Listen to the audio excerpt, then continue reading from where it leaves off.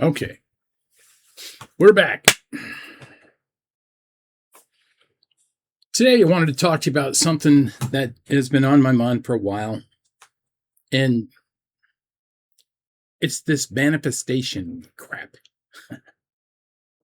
Now, I know, we're becoming so inundated in this right now that we think maybe there's something to this, and maybe some of you have tried this, but honestly, I think it's just bullshit. I really think that's what it is, and I want to back up a little bit. Just if you haven't, I mean, I'm sure you've heard of manifestation. It's the idea. Well, it's the perverted idea that you just think things into existence, and I think somehow this got tacked on to the tail end of the theory that consciousness may be something that we are actually experiencing through the brain from an external place, that we come in through the brain, and the brain filters everything that we see in our reality through a kind of dashboard. And that's The Case Against Reality by Donald Hoffman is a great book you can read that talks about that. It's a good argument. But the other thing is, there's some ancient philosophies about manifesting, and kind of, it really comes down to believing in yourself kind of thing. I'm sure you've heard of that too. And I have nothing against that. I don't think there's anything wrong with that. But that kind of got pulled and tied into something, um,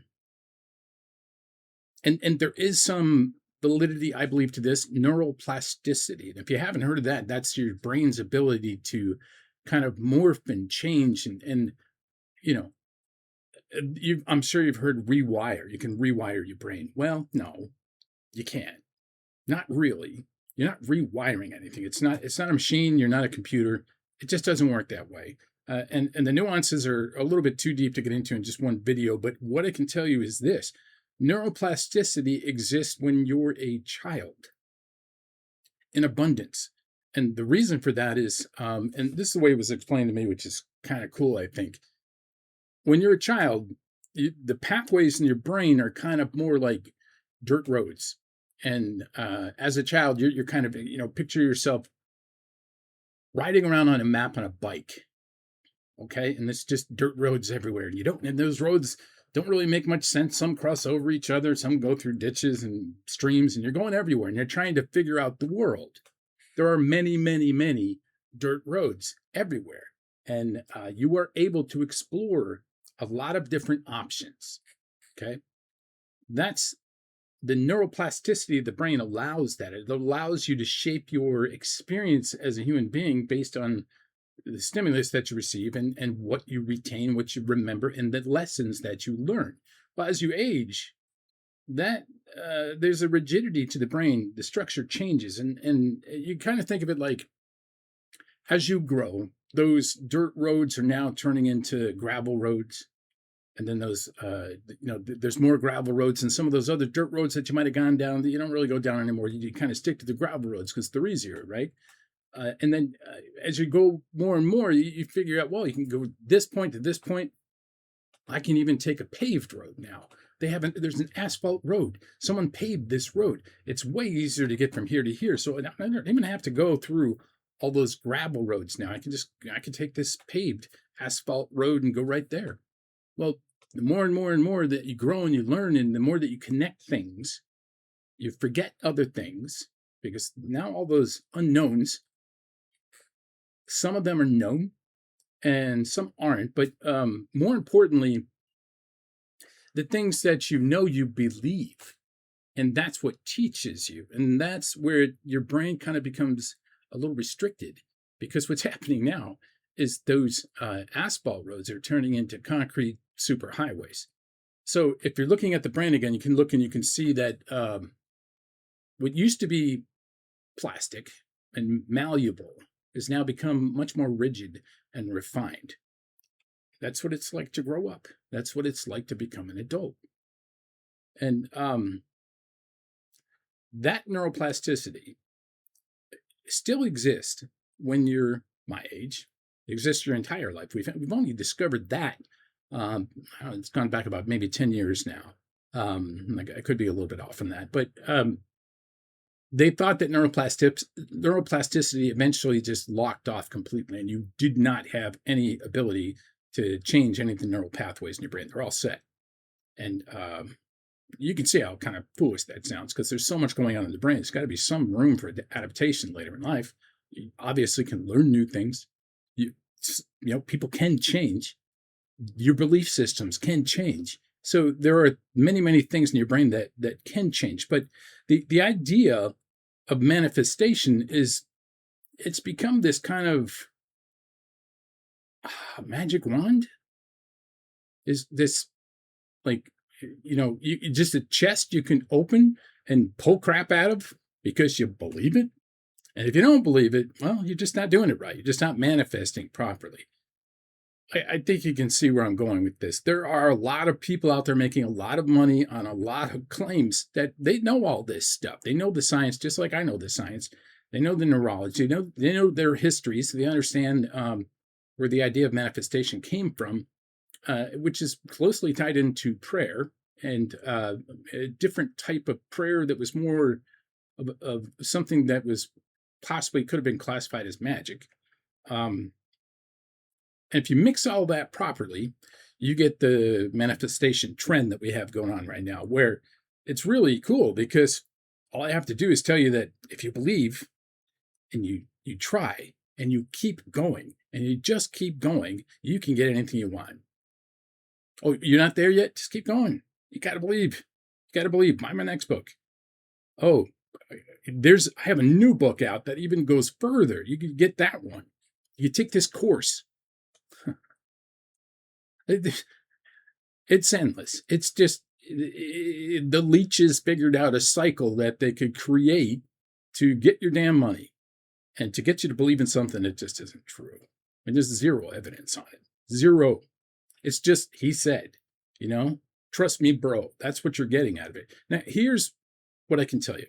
I believe that there is still some neuroplasticity in you. I think it's in everyone. It does get harder as you get older. And that's why it's harder to break habits, because those neural pathways are very reinforced to a certain extent as you get my age. And to change your thinking takes some effort. And sometimes it hurts. It physically hurts. It's almost like it gives you headaches and worry and trouble. And it's because you're literally trying to make use of that neuroplasticity that you still have. And you're able to do it. And the brain's, in a sense, a muscle, and you can exercise it and cause things to change in there, but it's difficult. It's a lot harder. So to believe in yourself and to believe that you can do it, those are great things. Who would say that is a bad thing? To expect everything to happen is foolish. To believe that if you just keep thinking about it, I keep thinking of, there's a movie, it's an old movie. Everybody's going to laugh because I love this movie and everybody thinks I'm a dork. But there's a movie called Somewhere in Time that has Christopher Reeve in it, one of the first Superman, like, to be on film. And he kind of goes back in time. He falls in love with this woman. I can't remember the exact story, but she's back in the Victorian era, and he's in modern times. So it's at the time, it's like the 80s. And he thinks he wants to go back and meet this woman. So he dresses up like he's in the Victorian era, and he goes in a room and he just thinks about it. And then poof, he's there. He's like, oh my God, this is incredible. And he meets this woman, they fall in love, blah, blah, blah. And one day he's back in his room and he sees a penny from like 1982, and he's back out and he's gone. And he tries at the end of the movie to go back, and he's just trying. He's thinking, he's like, I did it once, I could do it again. All I have to do is believe. I just have to believe. He keeps repeating the same things over the dates and everything. And then he winds up dying in the room. So if you haven't seen the movie, sorry, I just blew it for you. But my point is, that reminds me of what some of the expectations that people have with manifestation. It's just crazy. Here's what I suggest and what I have seen work in my life. If you want to change, if you want something, even if it's a grand thing, you can get it. I look at it this way: if it is possible For instance, I am in a wheelchair. People say, well, I've seen you get up and walk. I said, well, yeah, I can go like 2 feet. I can get across the room, but then I can't walk. So I use a wheelchair. It's a lot easier. My right leg doesn't really work. I'm never going to be an NFL kicker. As hard as I believe, some people think that it's my fault. I'm just not believing. I'm just not exercising. I'm just not getting the right nutrition. It's a fucking disease. It's incurable. Believe me, if they could fix this, I think they would have. They can't. So I have to accept the fact that I'm never going to be an NFL kicker. Not that I would want to be. I'm just trying to give you an illustration of something that would use my right leg. My right leg doesn't work. So no belief is going to change that. No high hopes are going to make that happen. Maybe. And then I think back to the Jim Carrey movie, with Dumb and Dumber, where he's like, so you're saying there's a chance? Well, yeah, it's a really, really, really slim chance, I guess, if there's any chance at all. What makes much more sense to me is if you have something that you want to achieve, then you can build a plan. And no plan is too great if it doesn't even have to be realistic. I hate that word realistic. If it's achievable, if it's even remotely achievable, if it makes sense, if you break things kind of into a math equation, if you literally did this and this, you could do this. What you're doing is by saying that to yourself, and that by plotting that out for yourself, you're telling your brain, you're giving your brain a map. And that's where the neuroplasticity comes in. That's where, if you want to talk about manifestation, that's where you really do have a chance. And your belief is very powerful at this point. But you have to do the work. You have to do the work. It's not going to come. Things just don't come to you. You don't watch a YouTube video with music on that shows you scenes of rich, opulent, hotels and luxury cars and women, and go on. And there's a voice going, I have $1 billion in the bank account. Really? Come on. That's just not real. But what you can do is you can get up and you go, you know what? I have thought this out. I have a plan. I need to break this into steps. I don't care if it's going to be hard, because I figured out that I don't have hurdles. Well, I have hurdles, but I don't have roadblocks. Hurdles you can go over. Roadblocks you can't. My roadblock is I can't be an NFL kicker. I can't use my right leg. My hurdle is to get from point A to point B. And I do that. I have workarounds. That's how you get around that stuff. So there's going to be lots of hurdles. In fact, if there aren't hurdles, or if someone presents you with a plan that doesn't have any hurdles, you should be really suspicious, because that's usually pie in the sky, baloney crap. That's just not, it's not true. It is too good to be true. It's going to take some work. But if you have a plan, if you put that plan into some kind of a format to where you can start achieving goals, and then it's not just like, I want to reach this goal. So now you take the goal. You have to have the patience here. This is where the time investment comes in. And you say, okay, goal 1 of 53 to get to that. How much do you want that? Ask an athlete. Ask a musician. Ask a surgeon. Ask them about goal setting and about how you don't just go bloop and you achieve it. You have to you learn, you work up. It's like a ladder. It's like stairs going up. That's what this is. And that's primarily what this is about. So if you want something that's close to manifestation, it's work. It's work, and you believe and you want. You have to want it. That's the key thing, because if you don't want it, you're going to burn out. I absolutely guarantee you're going to burn out, because at some point you're going to be like, man. And all your friends and everyone around is going to be like, isn't it time to just go get a real job and whatever? And you're going to agree because you don't want it. Make sure it's something you want. And by want, I don't mean money. So this thing will get me lots of money, and I want the money, so now I want this thing. No, you don't. You want the money. Let me tell you something. Anything you do well is going to bring you money if you work at it. Anything. Money should never be your goal. What should be your goal is becoming an expert in what you love. That should be your goal. That's what you put in your head.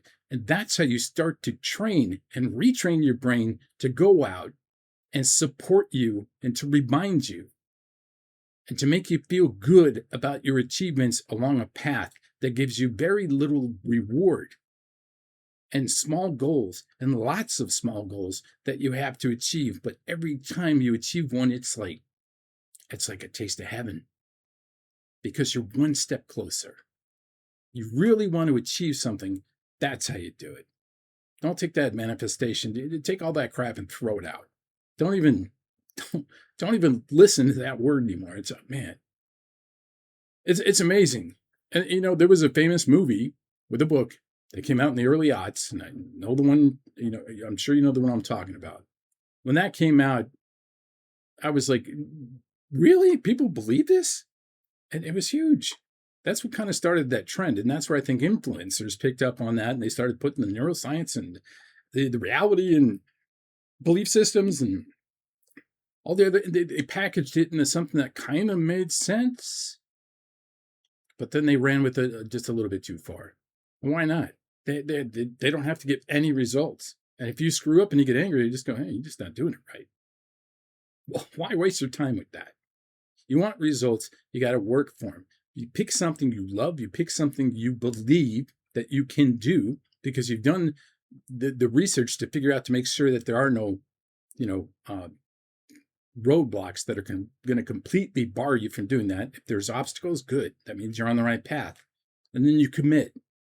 And then you that's where you say, put your nose to the grindstone. Yeah, just go, just do it. And everyone around you, because no one does this. Normal people don't do this. Normal people just do normal stuff. It's not that they're normal. There's a reason they call it normal. It works. If you want to achieve big things, you can't be normal. You have to go. You have to push. You have to drive yourself. You can do that. But that's what a rewarding life you get from that. What a rewarding, why else? Why would you not try? Why would you not try? Hey, look, I'm putting together, and I've been talking about this for a while in some of my other videos. I'm kind of obviously changing the format a little bit. I tried the scripted thing. Everyone's saying do the scripted thing. I don't like it. I just like coming on here and talking. I really do. And I want to let you know I'm putting together a program to where you could work with me one-on-one, or I'm potentially going to put together some groups. So if there's interest in that, let me know. All you have to do is go to my website. There's a link in the description here below. I'm not going to say a whole lot more about it. If you're really interested in learning more about how you can really wake up on purpose, and by that I mean wake up with happy and energized and excited every single day, and actually have a life where you plan and you work towards something, and it excites you more than anything, then man, I'd love to work with you. Because I believe I'm at that point in my life, and it almost, it took just, trying to hang myself in my closet to get to that point. And, all kidding aside, that's kind of where it took for me to wake me up. I don't ever want to see any of you close to that. I want to put you in a mindset to where you're prepared for anything, and you can pull this off, and you can do this. And then maybe we can get some kind of a group type thing going too. So I don't know. Right now, just go to my website, find the contact information for that. Reach out to me. You can set up a meeting. There's a link in there. You can just send me a quick email if you want. And let me know your thoughts, and put them here in the comments too, because I want to get this started soon. And yeah, and I'm trusting in myself. I have one subscriber who mentioned in the comments, hey, I'm your first subscriber. And I was like, thanks. That's awesome. I don't know who the person is, but I thank you for being here. You're my first subscriber. I still have one subscriber. There's only 4 or 5 videos. I think it's my 5th video.